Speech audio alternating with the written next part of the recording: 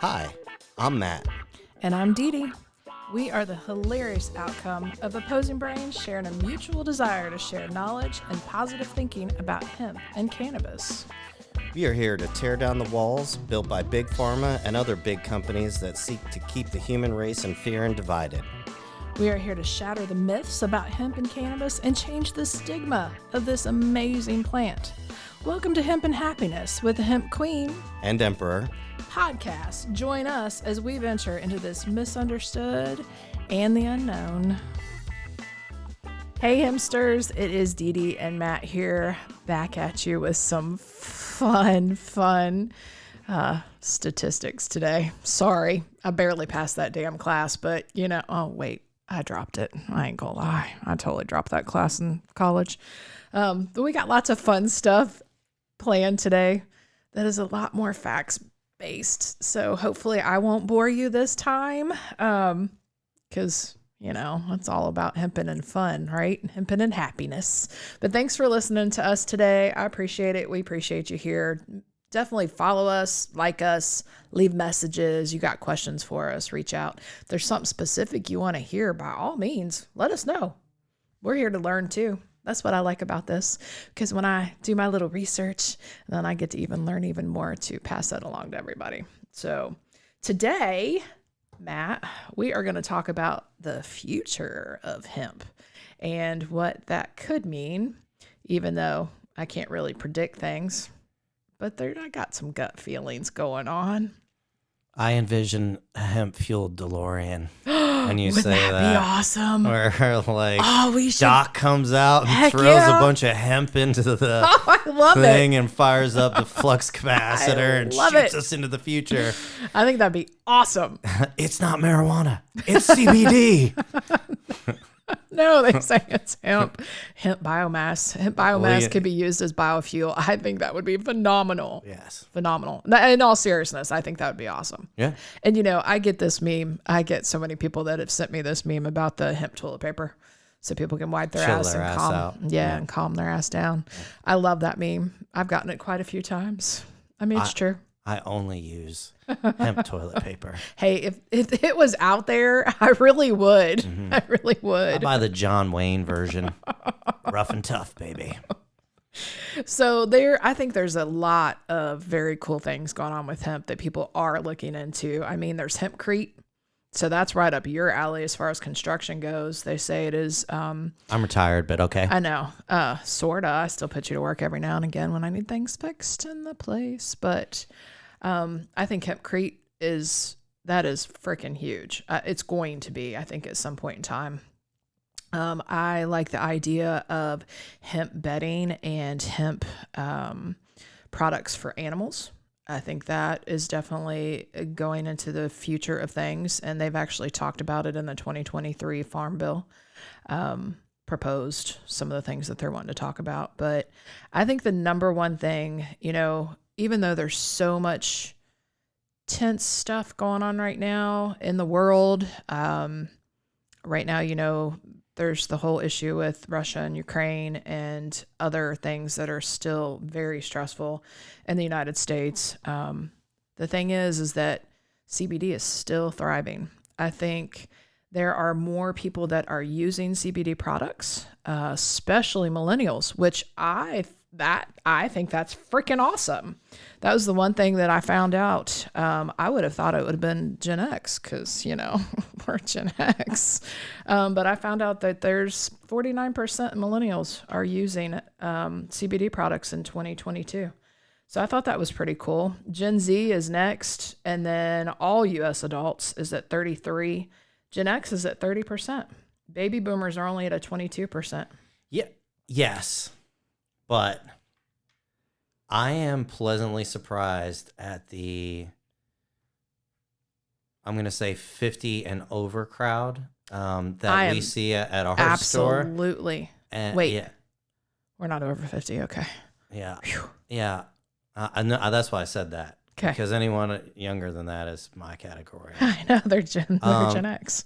Whereas the stigma still exists in that generation. I guess that would be the boomers. Yeah. But it's not actually 56 and over would be boomers. I was going to say, yeah, because 56 and over. the hubby's 50. He just turned 50. Right. So, Wait, is Katie a boomer? no, she's right like at? 2 years Okay. under or something. Okay. Yeah, the stigma still exists, but the results can't be denied. No. And I think that that's what's inspiring a lot of older people to participate in CBD because it works. And I would not surprise me to see that statistic really even out over time. Oh, for sure. Yeah. Well, I think we have a very mixed group of people that come into our store. It's all ages, it's all races, it's not male, female. It is very all over. I don't think there's any discrimination when it comes to feeling better. And it's impossible. With a natural product. Yeah. We've had the hardest time identifying a target market because literally everyone 21 and over is our target market. Exactly. Which is kind of awesome. It sucks from a traditional marketing standpoint, but from a overall state of the industry, it's pretty cool. Mm-hmm. No, I think it's extremely cool and interesting, the fact that more and more people are trying it in general. I think once people use it and try it, and especially if they use it long enough to get the value out of it and get the benefits out of it, they realize that, oh, this is a good product to keep using. Let's keep using it. Obviously, we've talked about quality and how that's important and, where to get it from and how it's made and all that good stuff in previous podcasts. But I think CBD is not going away. I definitely feel like there is a market for both CBD and THC products. I think some people prefer CBD over THC, especially during the day. And it still helps with some of that anxiety that we've talked about before, where sometimes THC can increase anxiety depending on how much you use of it. So I think that's super important. They talked about in this article, which we will share this in our notes section, but this article talked about the frequency of use among U.S. adults who say that they've tried each of the following, THC infused beverages, 11%. That's everyday use. So that's. Where are they buying these? Obviously not here in Kentucky. At least not yet. But I just thought this was pretty interesting. Now, CBD infused beverages, I've received notices that that's kind of the wave of how things are going. I find that to be a little premature because, one, I think the price point would be kind of high when it comes to CBD and beverages in general. Yeah. We've not had luck with CBD beverages. We actually haven't. I've tried a few things even, before you came on board. And our cohorts as well. Yeah. You see them pop up and then they go away. Yeah. It's not been a big thing, but now they did talk about in this article though, that CBD infused edibles, definitely people are more fascinated with things like that in food products. Right. So I think that's pretty fun because I like to make chocolates. I like CBD infused things. I really do. I think it's fun. It's an easy way to get it and it tastes good. Well, and it really kind of follows the natural, human evolution of cannabinoids and the endocannabinoid system, which I'll let you get in on and explain that. But we started using cannabis with it in our diet. Oh, for sure. Thousands and thousands of years ago. Mm-hmm. So tell us a little bit about how that works. What about the endocannabinoid system? Mm-hmm. Well, so our bodies, we actually have an endocannabinoid system. We don't have an aspirin system. We don't have a Zoloft system. We don't have a heroin system. We have an endocannabinoid system. So all of the cannabinoids that are in the cannabis sativa L plant bind with the receptors in our body. We have CB1 and CB2 receptors. Those cannabinoids bind with the receptors in our body, and they kind of help our body find its homeostasis. I will never tell you that CBD products will cure anything, but do I think they help certain things? Absolutely. Even though we can't make claim to these products, right? Can't make any claims according to the Food and Drug Administration. However, I think most people are finding the benefits of CBD products, of THC products, and they're using them. And I just find it absolutely fascinating who is using them and for what reasons. So in this article, again, that I was referring to, most people, their biggest thing that they want to try is gummies. Yeah. Again. And they're our biggest seller. Mm-hmm, they are. Yep. Gummies of all sorts. So we even have gummies with melatonin in them to help people to help sleep. And that's also got CBN in that. And CBN is another cannabinoid that has really proven itself to help with sleep. Right. So I love that product. I've definitely used it. But I think that's kind of cool. Creams and topicals are the second biggest thing that people want to try.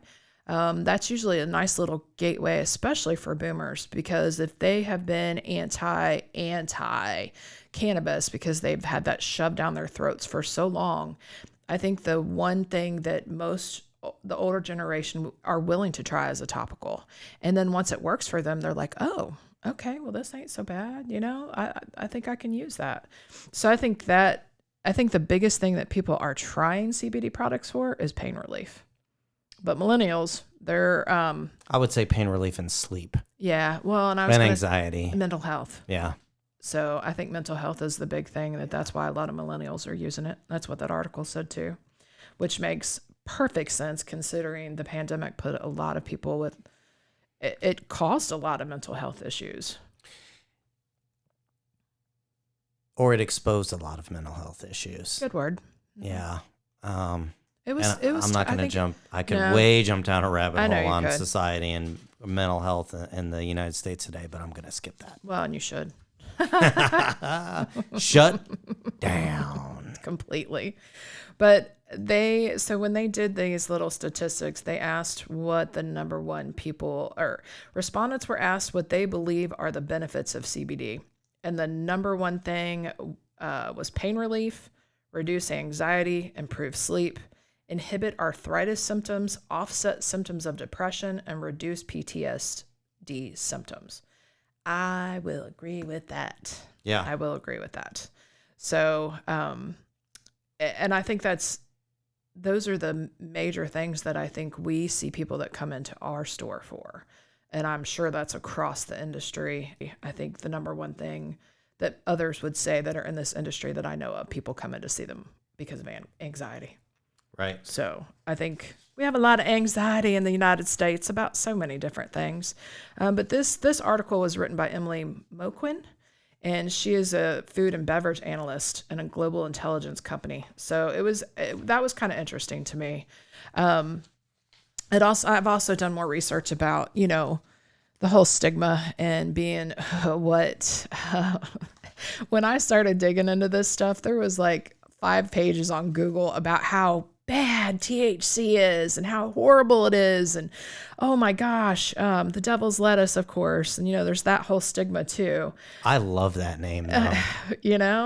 I love that devil's lettuce. It just sounds so awesome. Yeah, but you know what though? There really is devil's lettuce. That's the kind that has salmonella on it and makes you sick later. Ugh. I did not know that. Well, lettuce can be highly contaminated. I know that. I've grown lettuce and I've used, chicken poop to grow it. It grows awesome. But yes. But I do love, devil's lettuce. I know, if someone right? said, tonight on the menu we have devil's lettuce, I'd be like, fuck yeah, man, I want some of that. Put that on my plate. I want to try some devil's lettuce. You would. Spicy? Just a little bit. You got a little kick? Just a little bit. That was exciting. Oh, yeah. Anyway, that's one of those negative terms that's like, you tried to make that negative, but it's actually super awesome. I know, it's pretty funny. You messed up. Well, I mean, that all started back in Reefer Madness back in the 30s and all that stuff too. Yeah, we've talked about Reefers. that. Reefers, yeah. But, still a lot of these articles I find, it was nothing but negativity on THC, on marijuana, on plants. I mean, the number of American adults who currently use marijuana is at 16.9%. I really think that's higher. Yeah, I'm calling bullshit on that. I'm totally calling bullshit. And then it says the percentage of Americans who have tried marijuana at least once, 45%. No way. No. Y'all way. lying. It's okay if you way. didn't inhale, but I believe you've tried it. Or exhale. Right. So I think some of those statistics, I'm like, I don't buy that. I think they're downplaying it, but most of the stuff that's still out there is still negative. It really is. And it's a shame that as we're moving forward in a country with marijuana products and CBD products and just with the plant in and of itself, there is still so much negativity wrapped around it. I saw one statistic where billions and billions of dollars have been spent to portray this plant as detrimental to society and just how horrible it is. And I just find that really sad because had we ended the war on drugs a long, long time ago, or maybe it never even started, could you imagine how much research could have been done with this plant? I mean, we probably already found cures to things. We could have already found cures to things, but we all know that Big Pharma doesn't want cures. They want customers. At least that's my opinion. Well, yes. And to take that even a step further, stockholders don't want cures. They want customers. I know. It's a shame. Because it's very easy for any company to sit on their laurels. And this was the claim of the biggest fast food chain in the United States was, well, what we're doing is making our stockholders incredibly satisfied. And they're right. With the fake food? That's exactly what they're doing. It's not even food. That's exactly what they're doing. And if you invest in that company, you're investing in a solid stock. And that's the problem, because that's as far as people look. I know. And it's sad. Yeah. And people eat there all the time. And we're not going to name its name on there, but Yeah. So the negativity, first of all, when you get on a search engine, your search is being directed. Okay. Yes, you're not in control. You think you're in control of your own search, but you're not. Nope. The algorithms created within that search engine are directing you to what essentially the powers that be controlling that search engine want you to see and want you to read. Well, apparently Google don't like it, and thereby shape your opinion of a situation or a product or an individual, because we are in the land of character assassination, and hemp and cannabis are not excluded from that assassination. No, definitely not. As soon as there's a chance for some keyboard jockey to get on there and whip up a colorful little statement on how something sucks, they do. And it's your choice whether you accept that or not. I choose not to accept that. Well, I think it's just important. We've talked about this before. You do your own homework. Yeah. Think for yourself. Look at other sites, and whatever you do, don't believe the first blog that pops up. Or the first statistic. Right? Because if that smells like doo-doo, if that 47%, you said that 47%, I smelled shit. And if it smells like shit and looks like shit, guess what? It's shit. It might be shit. Yeah. So moving forward. Now, we had talked in a previous podcast, or at some point in time, you and I have talked about the future and Delta-9 and what's going on there with the dry weight basis and the 0.3%, right? So Congress, there is a bill. It's called the Hemp Advancement Act of 2022. Now, I have no idea where this sits right now. It looks like it was introduced into the House 2/8/22. So that was last month, February. Or months ago. Oh, okay. Because we're back to the future. We frequently time travel. Okay. If you didn't like know that about us, we were back and forth and sideways. Yeah, buddy. But anyway, this was introduced, and it talks about in this Hemp Advancement Act to raise the percentage of THC to 1%. And the reason that they want to do that, Matt, I'm not sure if you are aware, is because a lot of farmers are literally having their crops destroyed because they cannot get it under that 0.3%. So farmers are putting all their money into this commodity to grow this, and then they are losing everything. And they're having a hard time finding crop insurance. Like, there's not a lot of insurance carriers that will work with hemp farmers at all. So they're taking all the risk growing this product, wanting to expand this whole hemp program in general in the United States, and they're losing their asses on it. And one, it makes me sick because if we didn't have farmers, we wouldn't have anything. We just wouldn't. Farmers are truly the backbone of our country. They grow our food. They provide so much benefit to us. And now we're asking them to grow a plant that will possibly be destroyed if it goes over. And it's really, really hard to keep it under that 0.3%. Now, I have heard there are genetics out there, new seeds, which also makes me believe that there's some GMO stuff going on. Yeah. That they have completely taken out the THC. And replaced it with elephant DNA. Well, I mean, that's what kind of concerns me. If you start messing with something that's natural, what's it going to cause? So I believe natural is best. Always have, always will.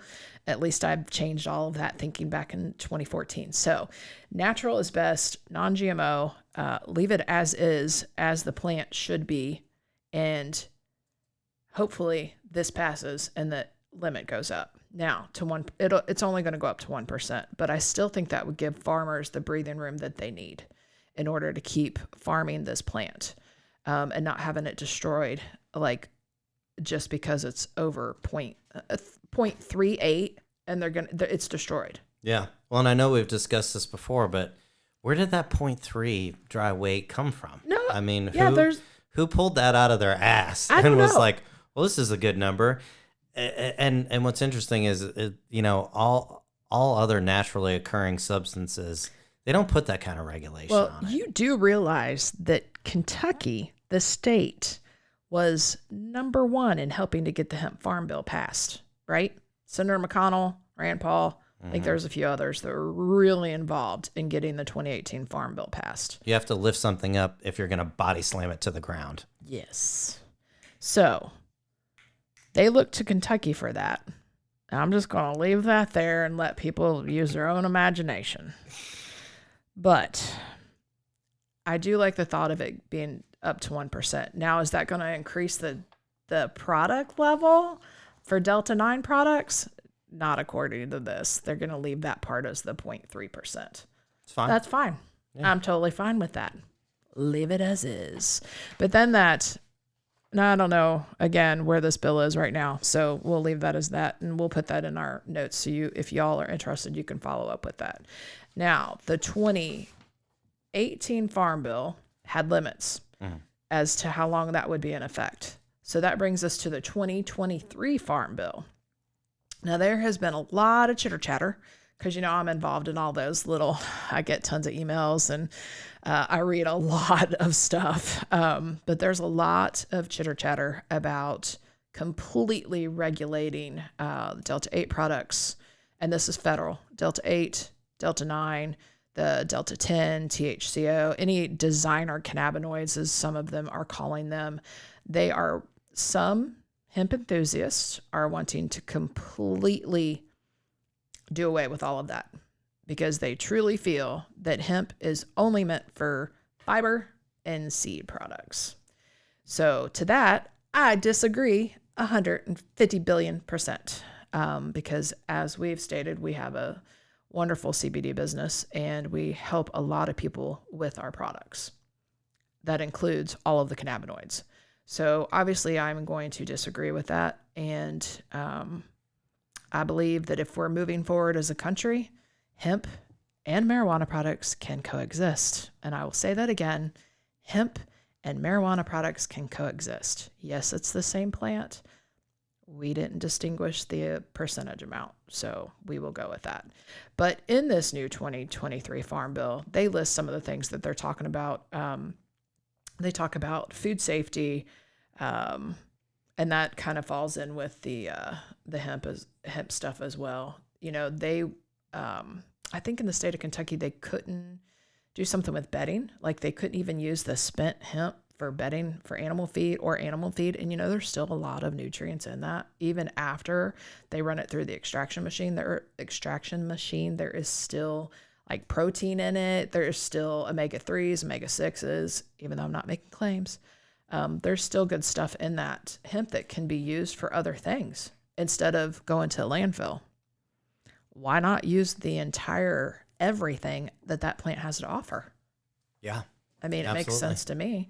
So I think there's some good things coming up for the 2023 Farm Bill. I also think there's some things to be worried about if you're in this industry. We'll see. I mean, they're working on it behind the scenes. So we'll see. And again, I know I've said this to death, but I wish they would put this stuff to a vote. These decisions are made by senators and congressmen who we do vote for. Yes. But then they make their decisions are clearly based on who's writing them the checks, not the popular opinion. I think that, if some of these things were put to a popular vote, the decision would be very different. Exactly. I think it would be too. And there's a lot of lobbyists working pro hemp and more about the, hemp and marijuana working together can coexist. There are a lot of lobbyists working on that. I was actually invited to a big to-do up in Chicago, which pretty honored. So yes, interesting being invited up to Chicago for a Hemp Alliance conference. So that was pretty interesting. There's a lot of positivity that is coming out of all of this. And I hope and pray that people use common sense and not destroy an entire industry. So that is my takeaway on all of this stuff. We just got to use common sense, and I'll say it again, common sense. It does still exist. A lot of people still have it. We just need to use it when we're writing these bills and think about everyone. Yeah, absolutely. And I do think that, change is happening. Mm-hmm. We have, Elon Musk's, who I'm not going to advocate Elon Musk, but his dedication to revolutionize, electric vehicles and get us off fossil fuels. And you know what? Hack on the guy all you will, because I do. And then I feel bad about myself because it's way off my path. Yeah. But he's doing it. It's happening. He might do it. Yeah, but do you know those batteries? I mean, the batteries are bad, but it's progress. We're making progress. We're moving in the right direction. They're getting better. Hemp biofuel. But here's the problem. And yes, but here's the problem. Hemp biofuel emissions are just as bad as a fossil fuel emission. And sure they it can clean takes, that up. but it takes as much fuel to generate that fuel currently as would with the fuel itself. So essentially you're doubling. You're doubling. It would be great in this country if we had a rail system. I can't fit the flux capacitor on my bike.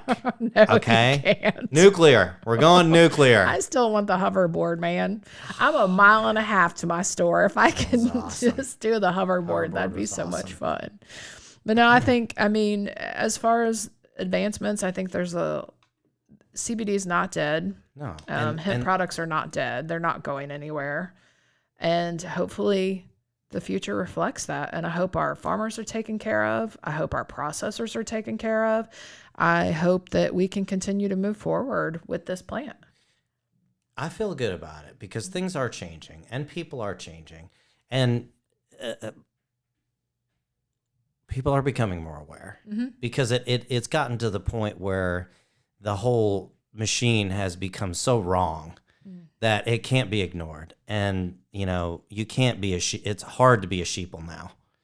It's difficult because it's so bad. Mean, it's not impossible because there's a ton of them out there. But I'm seeing people wake up. I'm seeing people that I would have 5 years ago thought, nah, they're just a cog in the wheel, saying, hey, this is wrong and this needs to be changed. And I think you have to stand up. Right. When there is a wrongdoing, you have to stand up. I mean, apparently I'm a big hemp advocate now. And I get glitter bombs sent to me. Whoever did that. That was awesome. You're awesome. I freaking loved it. You're awesome. I wish that there was a bigger explosion and that I could have more witnessed. I mean, not like, tragic explosion. Thanks. But Yeah, love you too. I wish that it was bigger, and I wish I could have. I only was witnessed awesome. the aftermath. But well done, whoever glitter bombed Dee Dee. I still thought it was you. That was very. No, was I Matt. wish. My I wish I was that creative. I just got such a. And now that it's done, I can't do it because now I'm just repetitive. And Well, yeah, you can't do it now. Then I'll know for sure it was you. Yeah, I'll come up with something. Yeah, I bet you will. No, I'll get you back. But no, so apparently I'm loved for my advocacy, and I'm okay with that. Yeah. So, glitter me, glitter me. It was funny. It was so funny. And, it was meant to ruin my day. And I totally got the biggest kick out of it because I'm like, man, somebody spent $20 on me to send me that. I am loved. Maybe not in a truly positive way, but that's okay because I freaking loved it. And yes, glitter went everywhere. And I still see it. And I just chuckle. I don't mind. Color's beautiful. So I love that. I did too. So anyway, I mean, other than that, I think that was about all I had. Do you got anything further to add? No, I think you did a great job. I always do. And I think when you let me talk. That the sum up is let you talk all you want to talk. I'm just gonna stop talking. Yeah, right. Anyway, I'm only gonna speak Spanish. Oh, please. Thank you guys for listening. Definitely keep it hempy out there and let us know if you guys have any questions or comments, any of that good stuff. Make sure you like and listen to all of our podcasts because we always have fun, even if it is statistic based. Sí, gracias para if you're gonna escuchando nuestro podcast. Oh, okay. Oh, I said that Hopefully correctly. he said it correctly. Oh, I did. I'm pretty took sure. French. Correct me if I'm wrong. Correct us if we're ever wrong. Oh, you can always correct Matt. I do all the time. Thanks, guys, for listening. Thanks for joining us for another episode of Hempin Happiness with the Hemp Queen And Emperor. Keep your mind ever open and expanding. Like, subscribe, review, follow us, all the good stuff. And Keep it hempy out there.